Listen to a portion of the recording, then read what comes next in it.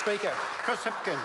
Mr. Speaker, we are almost there. The House is nearly done for the year, and it is a time to reflect and to look forward to the summer break, of course. And Mr. Speaker, barbecue season has arrived just in time for the National Party caucus. Barbecue season has arrived just in time because they've just been through a leadership competition where they ended up with the leader that no one really wanted, but no one else was willing to really go and put their best foot forward and have a go at the leadership. Because we know that there's a mood for change in the National Party, because Jonathan Coleman told us. He told us that there was an overwhelming mood for a new generation and renewal, and yet they have Bill English as their leader. Jonathan Coleman boasted of his relative youth, and he wanted to be the leader. But actually, the thing that will keep keeping Bill English worried are the comments that came from Judith Collins, because Judith Collins said, "Oh, just hold your breath for a moment, Judith, I've got plenty more to come."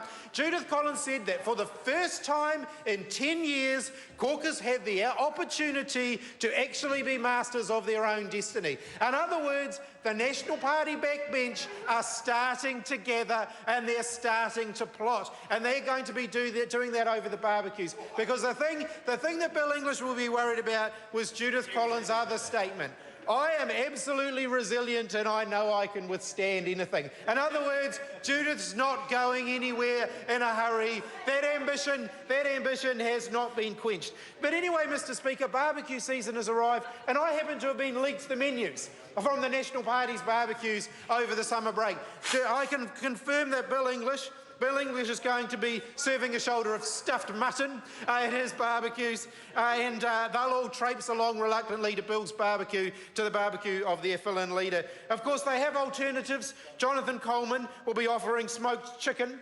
Judith Collins some raw trout, Jerry Brownlee, on the other hand, will be offering a size 7 turkey. Stephen Joyce will be dipping into the barrel to be offering slabs of pork, while Simon Bridges is happy to cook anything on his barbecue as long as it's covered with large lashings of grease. Mr. Speaker, on the other hand, over on the back benches here, Todd Muller and Chris Bishop have discovered the hard way that leadership changes don't necessarily go the way they'd hoped, so they'll be serving dead rat with lashings of English mustard on their barbecue over the summer break as they plot and scheme and figure out what they're going to do next. But Mr. Speaker, all jokes aside, I do want to take the opportunity to wish all members of the House a very Merry Christmas, to thank all of the staff who make Parliament function, and keep this place ticking over on a daily basis. All those people who watch Parliament TV and send us helpful hints for how we could do better. There do appear to be some of them, and that's right, there do appear to be a few of them. I want to wish everybody a very Merry Christmas. I hope you all have I should acknowledge my opposite, Hekia Parata.